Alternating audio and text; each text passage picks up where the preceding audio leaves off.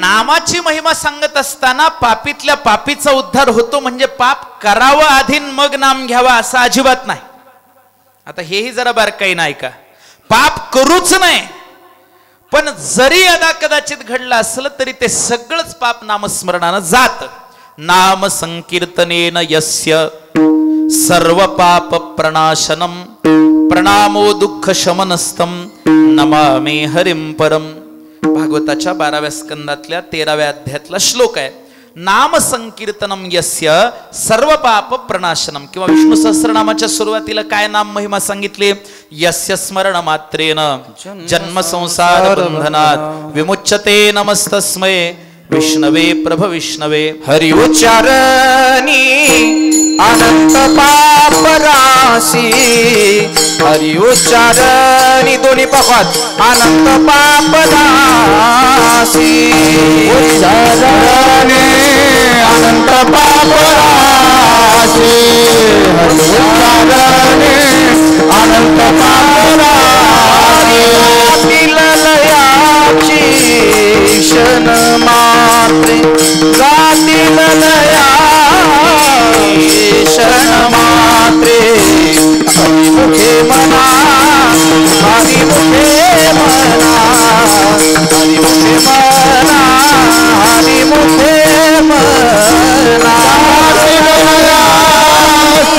क्षण मात्रे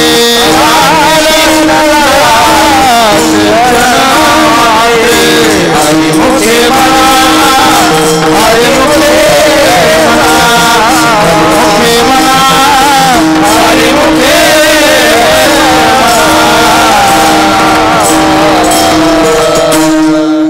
कोणाच्या जीवनाला कशी कलाटणी मिळेल सांगताच येत नाही. किती पापी असू द्या, हरि उच्चारणी अनंत पापराशी. काही काही माणसं म्हणतात महाराज आमच्या जीवनात दुःख आलं, देवाने असं दुःख द्यावं का, असा दुःखाचा प्रसंग उभा करावा का. विचार करा, ज्यांच्या घरीच देव राहत होते त्यांचं स्वतःचं असलेलं राज्य सोडून वनवास भोगावा लागला. पांडवांचा सहकारी राज्याहुनी केले दुरी. आता भगवंताच्या मनात काय आहे हे कुणाला सांगता येईल का? आले देवाची या मना आणि तेथे कोणाचे चाले. आता त्यांच्या घरीच राहत होते. ज्ञानदेव म्हणे व्यासाची या खुणा द्वारकेचा खुणा द्वारकेचा राणा पांडवा घरी. पण त्यांनाच 12 वर्ष वनवास, 1 वर्ष अज्ञातवास, पुन्हा महाभारताचं युद्ध काय काय करावं लागलं. मला सांगायचंय हे की भगवंताच्या इच्छेमध्ये आपण समाधान मानलं पाहिजे. पण आपण समाधान मानू शकत नाही. म्हणायला म्हणतो ठेविले अनंते, सांगायला माणसं म्हणतात. एखाद्याला सांत्वना देताना दुसऱ्याला सांगतात ठेविले अनंते तैसेची चित्ती असू द्यावे. मग म्हणलं का थोडा वेळ बसा की माझ्यापाशी, नाही आता जरा गडबड आहे. का? चित्ती असू द्यावे नाही ना, म्हणून तर गडबड आहे. ठेविले अनंते म्हणणं वेगळं, राहणं वेगळं. काय जीवन कसं, कुणाला कुठे जन्म, काही गोष्टी आपल्या हातात नाहीत. कुठं जन्म मिळेल, कोण्या गावात जन्म मिळेल, कोण्या आई वडिलाच्या पोटी जन्म मिळेल, काय सांगता येतं. ते भगवंताचं नियोजन आहे. एका वेश्येच्या पोटी जन्म झाला. ही कथा 18 पुराणापैकी 9 पुराणामध्ये आहे. अर्धे पुराण ही कथा सांगतायत. जी गोष्ट मी तुम्हाला सांगतोय, जी कथा तुम्ही ऐकताय, 9 पुराणामध्ये ही कथा आहे. वेश्येच्या पोटी जन्म झाला. आता कोण बाप काहीच माहित नाही. झाला जन्म, बस वाढली मोठी झाली. व्यवसायाप्रमाणे जो आईचा व्यवसाय तो माझा व्यवसाय या दृष्टीनं ती वेश्या झाली. तिला गणिका या शब्दाने संज्ञित केलेलं आहे बरं का. स्कंद पुराणामध्ये आहे, पद्मपुराणात आहे, अग्निपुराणामध्ये आहे, वामन पुराणामध्ये आहे, भविष्य पुराणामध्ये आहे, ब्रह्मवर्त पुराणात आहे, ब्रह्मांड पुराणात आहे, भागवत 9 पुराणामध्ये आहे. 18 पैकी 9 मध्ये ही गणिकेची कथा आहे. वेश्येचा व्यवसाय स्वीकारला. आता किती पाप घडावं, खूप घडलं. ज्यावेळेस कुमारावस्था होती, ज्यावेळेस तारुण्य होतं, त्यावेळेस मोठमोठे राजे प्रधान तिचं तारुण्य, लावण्य, रूप, सौंदर्य पाहून तिच्याकडे यायचे. अनेक प्रकारे तिला धन संपत्ती वगैरे द्यायचे, अशी तिची अवस्था होती. परंतु घडतं असं की जीवन हे बदलत जातं. माणसाचं जीवन हा प्रवाह आहे. असं थांबलेला एखादा विषय नाही, ते बदलत जातं, परिवर्तनशील असतं. वाहत्या नदीसारखं काम आहे आपलं.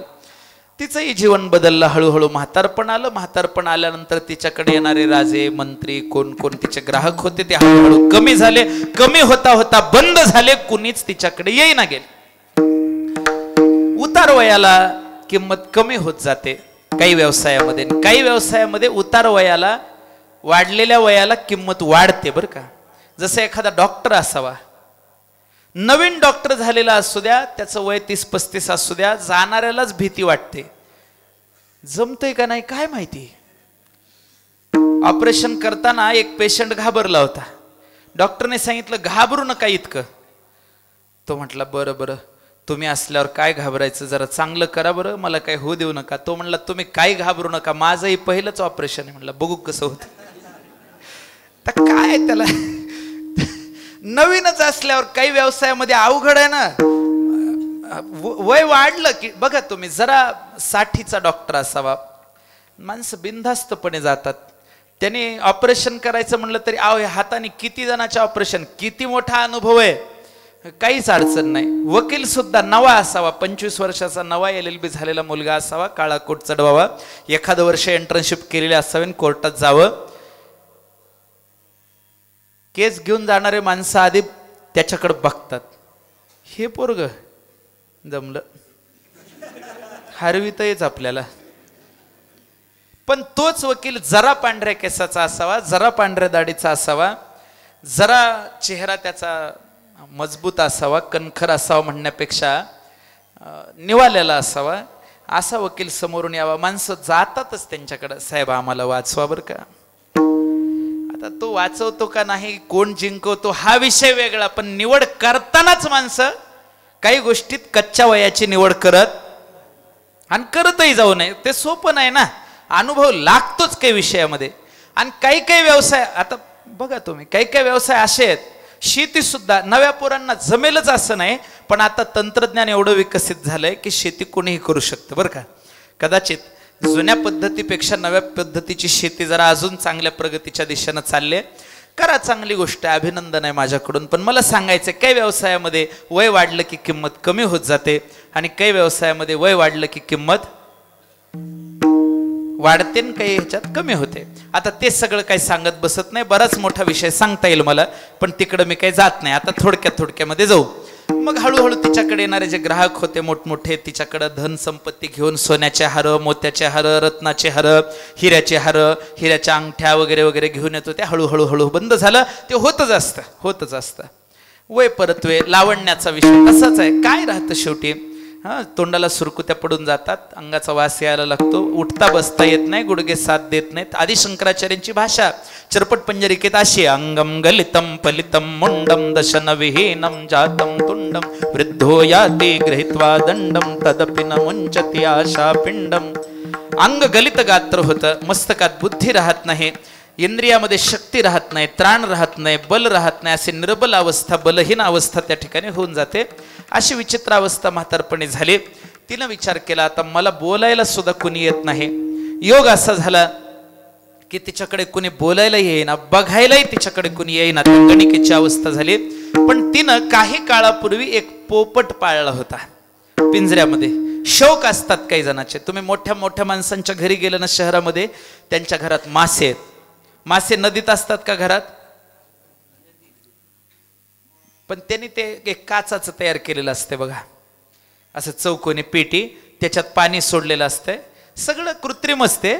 मासे तेवढे खरे, आणि ते वेगवेगळ्या रंगाचे असतात, जरा पिवळसर, जरा निळसर, जरा काळसर. ते मासे ते पाळतात. त्या माशांना वरून खाद्य टाकतात. ज्याचे त्याचे शौक असतात. काही काही माणसं कुत्रे पाळतात. कुत्रे सुद्धा इतके स्वच्छ असतात. ते त्या कुत्र्याला बघितलं तर आपल्याला लाज वाटते आपला चेहरा बघून. इतके सुंदर कुत्रे आहेत. काय काय असे छोटेसे एवढेच असतात, अगदी गोड गोड दिसतात. असे ते कुत्रे पाळायचे काही जण. काही काही मांजरी पाळतात बरं का. काही काही उंदरं पाळतात. आता जे नीट घर स्वच्छ ठेवत नाही, सदा गबाळन कबाडच पडलेलं असतं, ते उंदरच पाळायलेत. काय करायला दुसरं, फक्त ते पाळल्याचं सुख नाही त्यांना. काही ना काही माणसं शौक करतच असतात ना, काही ना काही पाळत असतात. मग काही काही माणसं तसं, त्या गणिकेनं एक पोपट पाळला होता एका पिंजऱ्यामध्ये. त्याला नेहमी ते काहीतरी खाऊ घालायची. पोपटाला काय आवडतं? टमाटर आवडतं का मिरची आवडते का गुळ आवडतो? तुम्ही काही खाऊ घातलंय की नाही आठवा. तसं ती त्याला लाड लढवायची, त्याच्यासोबत राहायची ती गणिका. बरं, हे सगळं वर्णन आहे स्कंद पुराणात. तर फार 3 अध्याय आहेत त्या गणिकेचे. काय सांगू आता, सांगतो थोडक्यामध्ये. चला, ती खूप त्याचा लाड करायची वगैरे. आता ही म्हातारी झाली, तिच्याकडे कोणी ग्राहक येईन आणि येतच नसतं. मग आता काय करावं? तिने त्या पोपटाला बोलायचं, करमायचं नाही, जीव लागायचा नाही, कुणी यायचं नाही, उठता बसता येईना, अगदी शौचाला जायचं सुद्धा तिला अवघड झालं महाराज. दूर जाता येईना, तिथंच बसावं, तिथंच खावं, काहीतरी अशी विचित्र तिची अगदी कश्मल कुश्चित अवस्था निर्माण झाली. आणि अशा अवस्थेमध्ये त्याला कधी कधी हाका मारायचे. आता ती पिंजराही जरा लांब वाटू लागला. घरातच होता, जिथं राहत होती तिथंच होता, पण म्हातारपणीत इथून तिथवर जाणं अवघड आहे ना. आता जे अंतर तुम्हाला जवळ वाटायलेत ना, ते पुन्हा वाटणार नाहीत, लक्षात ठेवा. तुम्ही 5 मजली बांधा, पण शेवटी म्हातारपणी खालच्याच मजल्यात राहायची सोय करा. कारण आता तुम्ही फडा 5व्यावर जाता, पण पुन्हा दुसऱ्यावरही जाणं होणार नाही तुम्हाला. म्हणून नेहमी घर बांधताना पोरांना सांगत जावं, खालची एक खोली आम्हाला ठेवा. कारण आपल्याला आता वर जाणं होत नाही, आपल्याला वरच्या मजल्यावर जाणं होत नाही, आपल्याला वरच जाणं होते पुन्हा. ताकदच राहत नाही ना. आज ताकद आहे तिला, तिथं त्या राघूपर्यंत जाता येईना. तिला वाटायचं ते उपाशी मरते का, काय होत असेल त्याचं, म्हणून ती तळमळून त्याला हाक मारायची. असंच वर्णन केलंय. त्रशाक्रांतं वा न भोक्तव्यात् इति संशितं चित्तानां स एतावृतेन चिंतयन्ते तत्शुकः शुकः मुच्चरन्तः. ए राघू. पोपटाला साध्या मराठी भाषेत, गावठी भाषेत राघू म्हणतात. असं ऐकलं का तुम्ही? पोपटाला राघू म्हणतात असं ऐकण्यात आहे की तुमच्या? ती त्याला म्हणायची, अरे राघू असं म्हणायची त्याला. आणि त्यानं तिकडून ओ करायचं. आता ते बोलाय शिकवलं की पोपट बोलके पोपट बघितले का तुम्ही? बघितले का? बघा, कधीतरी बघायला मिळतात माणसाला. काही काही बोलके पोपट असतात. मी पोपटाबद्दलच बोलतोय. बोलके पोपट असतात काही काही. मग तो तिकडून काहीतरी बोलत असेल, तिला माहित ठाऊक नाही, त्याचं वर्णन केलं नाही. पण शुक इति मुच्चरन्तः, संस्कृत मध्ये शुक म्हणतात पोपटाला. ती शुक म्हणायचे किंवा राघू म्हणायचे. तत्शुकम ग्राम्या भाषयाः राघुः इति संज्ञिताः. ग्रामीण भाषेमध्ये, खेड्यातल्या भाषेमध्ये त्याला राघू असं म्हणतात. मग काय झालं?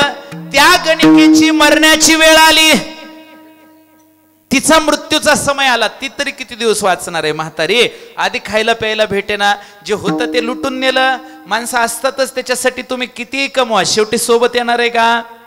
अहो, रावणाला कवडी नेता आली नाही. तुका म्हणे ज्याची संपदा एवढी, सांगा ते कवडी.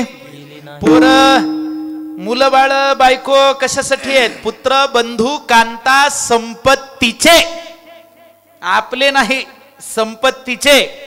आपण कमवायचं, त्यांची भरती करायची, त्याच्यासाठीच आपण कष्ट घ्यायचं वगैरे. चला, हे सगळं स्कंद पुराणात आहे. माझ्या तोंडचं काही सांगत नाही. सर्वाहा धनान अपहृताहा. अपहरण केलं, लुटलं लोकांनी. काही नव्हतं तिच्याजवळ. मरणाची वेळ आली, तेवढा एकच पोपट होता. कसा जिवंत होता माहित नाही, पण त्याच्याकडे बघून ती मरता मरता हाक मारते, राघू.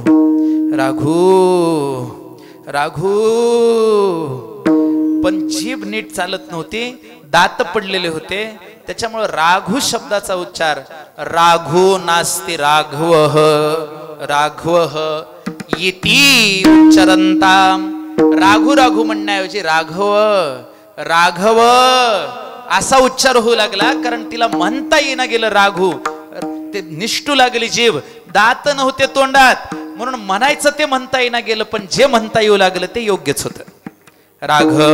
राघव असा उच्चार झाला आणि तिचा प्राण गेला. गती काय झाली? वैकुंठाची प्राप्ती झाली. साक्षात लक्ष्मीनारायणाच्या समोर ती प्रगट झाली. तिथं भगवान नारायणाच्या समोर हात जोडते. भगवंताचं स्वरूप दर्शन. सशंख चक्रम सकिरीट कुंडलम सपीत वस्त्रम सरसिरुहे क्षणम सहार वक्षस्थल कौस्तुभ श्रियम नमामि विष्णुं शिरसा चतुर्भुजम. तिला चतुर्भुज भगवान समोर उभे आहेत. ते दिव्य साक्षात दर्शन झालं. तिने विचारलं, प्रभू मी एवढे महापापीने महाअभागिने स्त्रीसारखा आधम आणि शास्त्र निंदित देह मला मिळाला की ज्या स्त्री देहाची इतकी निंदा केली आहे. निंदा काय, प्रत्यक्ष त्याला गुणच दिलाय. जिथून जन्म सांगितला त्याचाच मलधर्म या नावाने शास्त्रामध्ये निर्दिष्ट केलेला आहे. महाअभागिने महाअधम देहम धारयित्वा स निंदित देहम मम धारयन तथापीच, तरी सुद्धा माझा एवढा उद्धार, मी वैकुंठात पोहोचले कसे, आणि माझं कर्म किती वाईट. जगात सगळ्यात निंदित जे कर्म आहेत त्याच्यापैकी एक कर्म करणारे मी, कुलटा अभागिनी, आणि माझा उद्धार झाला कसा. त्याने सांगितलं, त्या राघूचं नाव घेतलीस ना, हो राघव म्हटलीस ना मरताना, मग तुझा मी कसा बरं उद्धार करणार नाही. माझी आठवण केल्यावर, माझं वचन आहे ना, मरताना जो माझी आठवण करील त्याला मी उद्धार केल्याशिवाय राहणार नाही. त्या गणिकेचा उद्धार झाला आणि तिची नोंद 18 पैकी 9 पुराणामध्ये व्यास महर्षीला करावी लागली. हे किती मोठं आश्चर्य आहे. एवढी महापापिणी असून सुद्धा गणिका महापापिणी उद्धरली कैसे. नाथ भागवतात ओवी आहे नाथ महाराजांची, किंवा नामदेवराज सुद्धा एका अभंगात सांगतात, गणिक्याशी पापिणी उद्धरली हारी, नामे जगतारी ऐसा प्रण तुझा. नामाने जग तारणार आहे हा देवाचा प्रण आहे. नामदेव आपल्या अभंगामध्ये सांगतात. अनेक ठिकाणी तो उल्लेख आलेला आहे. मला थोडक्यात सांगायचं आहे, मग एवढ्या पापिणीचा उद्धार होऊ शकतो, मग सामान्य माणसाचा का होणार नाही. नाम घेतल्यावर वाया कसं जाईल. नाम घेता वाया गेला ऐसा कुणी ऐकला विठ्ठल विठ्ठल.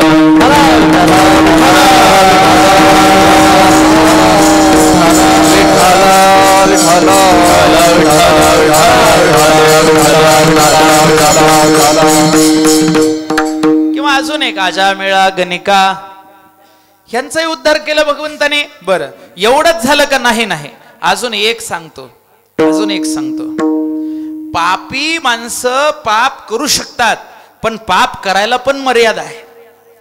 किती पाप करणार आहे, पण एक जणाने मर्यादा सोडून पाप केलं, आणि तो कोळ्याचा माणूस, त्याचं नाव वाल्या कोळी. नाव ऐकून येत ना, काय नाव आहे, वाल्या कोळी. किती पापी होता. वर्णन असं केलं की एक माणूस मारून टाकला की त्याच्या रक्तामध्ये एक खडा बुडवायचा. रक्तामध्ये मेल्यावर आता कुठून फोडत होता, डोकं फोडत होता का पोट फोडत होता माहित नाही, आता मारूनच टाकत होता म्हणल्यावर काय, त्याच्या रक्तात खडा बुडवायचा, छोटासा खडा बर का, आणि तो खडा एका रांजणात टाकायचा. रांजण मोठा रांजण आठवतो ना. आता नव्या पिढीला रांजण कळणं अवघड आहे. अहो सिंटॅक्स म्हणा की आताच कळायसारखी मराठी भाषा सांगतो. आजकालची मराठीच निराळी आहे. आजकाल फॅन कळतो पण वायू निक्षेपक यंत्र कळत नाही. काय सांगावं. कळ दाबा म्हणलं तर कळत नाही, पण बटन म्हणलं की कळते. ते फार विचित्र काम आहे बरं का. असू द्या. मला सांगायचं हे की तो जो वाल्या आहे ना, त्यांनी एक खडा टाकायचा एक माणूस, आणि तो रांजण भरायला, आता खडा एक टाकायचा, एक रांजण भरायला किती माणसं मारावे लागत असतील विचार करा. असे 7 रांजण भरले होते फुल. इतके मारले. जे जिवे मारले ते, कुणाचे हात तोडले, कुणाचे पाय तोडले, कुणाचे डोळे फोडले. 307 वाल्या तर गोष्टीच काढू नका तुम्ही, ते गुंडाळून ठेवा. ते जनरल गोष्ट आहे त्याच्यासाठी. जे मारूनच टाकले ते इतके होते. मग बाकी किती पाप केले त्याचे त्याला माहिती, काय काय केलं त्याचे त्याला माहिती, किती लुटलं, काय व्यभिचार केला, काय अत्याचार केला, काय अन्याय केला, त्याच्या जीवाला माहिती. किती वर्णन केलंय त्याचं, किती वर्णन केलंय. पद्मपुराणात कथा आहे त्यांची. काय वर्णन केलं. व्यास महर्षी काय बोलतात वाल्मिक महर्षी बद्दल. आता एक ऋषी एका ऋषीच्या पूर्वचरित्राबद्दल सांगतायत. यस्य कृतेन पापेन न धारयन्ति शब्दांतासु, ज्याचे पाप शब्दात सांगता येणार नाहीत एवढे. काय पाप केले असते. बरं जे केले ते केले. वाटमाऱ्या केल्या, लुटमाऱ्या केल्या, काय माणसं मारायचे ते मारले, काय करायचं ते केलं. पण एके दिवशी नारद महर्षींचं कीर्तन, त्याच परिसरातल्या एका गावामध्ये नारदजी कीर्तन करतात. जगातले पहिले कीर्तनकार आहेत नारदजी बरं का. म्हणून कीर्तनाच्या गादीला कोणाची गादी म्हणतात? नारदाची गादी. का? कारण नारदाने पहिल्यांदा कीर्तन केलंय. नारदांचं कीर्तन होतं एका गावामध्ये. नारदजी गेले. आता ते कसं कीर्तन करत होते तर नारदाच्या गळ्यामध्ये विणा, हातामध्ये चिपळ्या. कोणता विणा आहे? देवदत्तमिमां वीणां स्वर ब्रह्म विभूषितम. ज्या विण्यावर स्वर ब्रह्म आरूढ आहे असा विणा. आणि त्या विण्याचं नाव आहे देवदत्त. विण्यालाही नाव आहे, विण्यालाही नाव आहे. हातामध्ये चिपळ्या आहेत, चिपळ्यांचा झनत्कार आहे, त्या स्वराचा झनत्कार आहे. स्वर झंकृत झाल्याबरोबर असं वाटतं स्वर ब्रह्म प्रगट झालं. षडज ऋषभ गांधार मध्यम पंचम दैवत निषाद सगळे स्वर मूर्तिमंत जणू प्रगट होतात नारदाच्या कीर्तनात. ते नारदाचं कीर्तन आहे. खरं म्हणजे आमच्या सारख्यांचा अधिकारही नाही त्यांच्या गादीवर उभा राहायचा.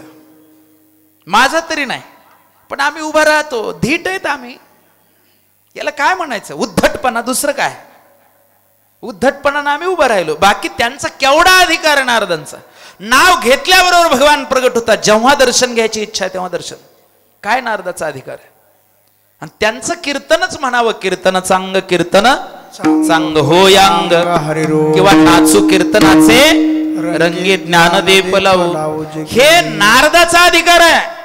कीर्तन चांग होयांग हरिरूप. आणि नारद महर्षीचं कीर्तन झालं. लोकांनी दर्शन घेतलं.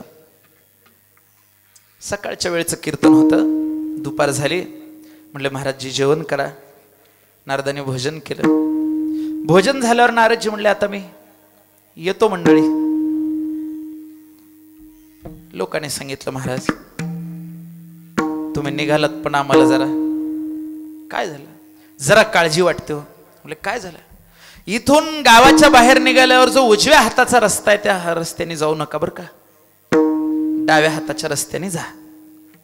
म्हणले उजव्या हाताच्या रस्त्याने गेलं तर काय होईल? म्हटले तिथं वाल्या आहे. तो तुमची लुटमारी करील, तुम्हाला मारून टाकू शकतो. मोठा डाकू आहे.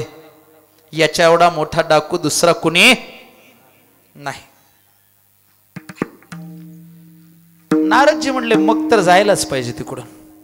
मी उजव्याच हाताच्या रस्त्याने जाणार, जिकडे वाले आहे तिकडूनच जाणार आहे. म्हणजे महाराज असा हट्ट का? म्हणजे आम्हाला कोण काय करणार आहे? आम्ही सदैव सोडके, आम्ही सदैव सोडके.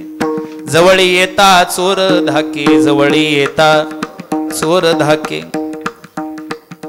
आणि नाही तरी मला जे व्हायचंय ते होऊ द्या. म्हणले मी जाणार तर उजव्याच हाताच्या रस्त्याने. गेले गेले गेले नारदजी.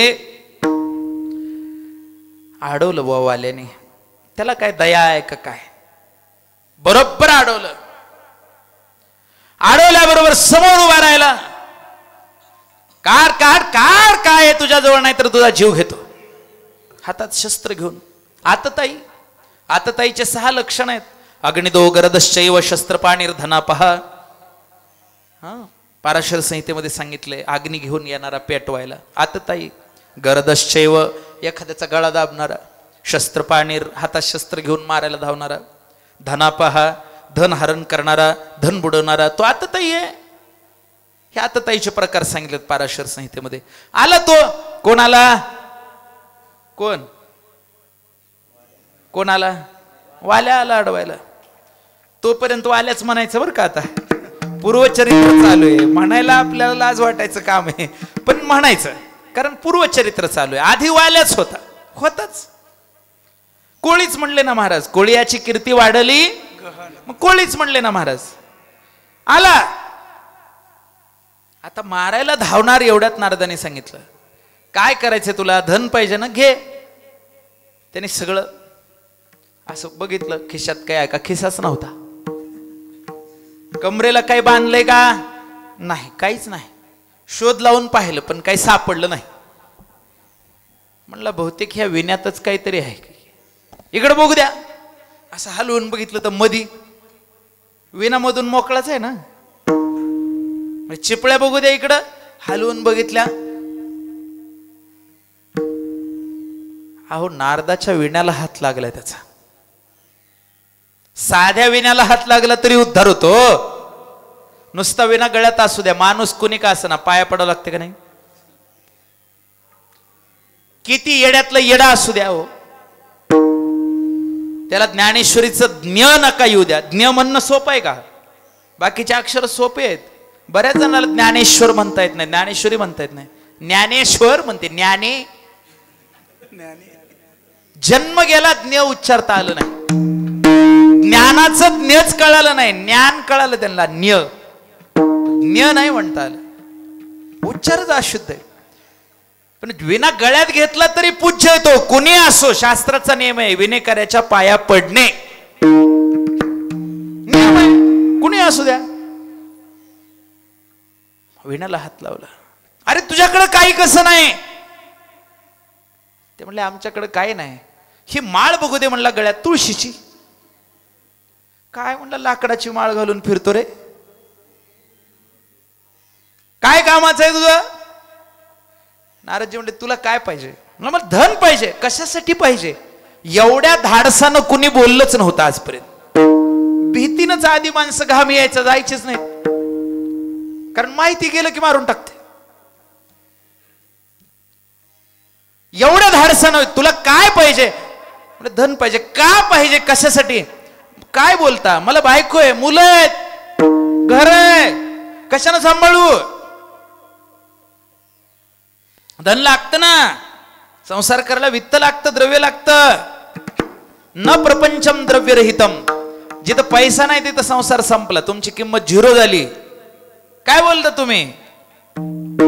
पण म्हटलं तू एवढे पाप करून जे धन कमवतोस आणि हे धन जे घरी नेऊन देतोस, ह्या पापाचे वाटेकरी तुझे मुलं तुझी बायको आहेत का? घरी विचारून ये जाऊन. ते म्हणलं काय कमालय, मला घरी पाठवायचं आणि तू पळून जातोस का? तुला जर मी जाऊ दिलं तर माझी अपकीर्ती होईल ना. तिकडं वाल्याच्या तावडीत सापडला पण सुटला. आजपर्यंतचा रेकॉर्ड आहे, जो माझ्याकडे आला तो सुटला. त्यांनी सांगितलं एक काम कर, या झाडाला मला बांधून घाल. नारदांनी सांगितलं. त्यांनी दावा आणलं, नारदाला बांधून घातलं. म्हणलं खरंच आहे, मी माझ्या घरच्यांसाठी कमवितो, त्यांना नेऊन देतो, पण कधी विचारलंच नाही माझ्या पापात हिस्सेदार आहेत का नाही. पाप असतंय का नाही तेच माहित नव्हतं. नारदांनी सगळं शिकवलं त्याला. संतांच्या संगतीत गेले की शिकायला मिळतच. आला घरी, बायको स्वयंपाक करत होती, चूल पेटलेली होती. लांबूनच हाक मारली, अग काय हो, मी एवढं पाप करून कमवून आणतो, माझ्या धनात वाटेकरी तुम्ही सगळेजण, पापात हिस्सेदार आहात का नाही? तू आहेस का नाही पापात भागीदार? माझ्या अर्धांगिणी आहेस ना, अर्ध पाप तू घेशील का नाही? पहिलं तर बायकोला धडकी भरली.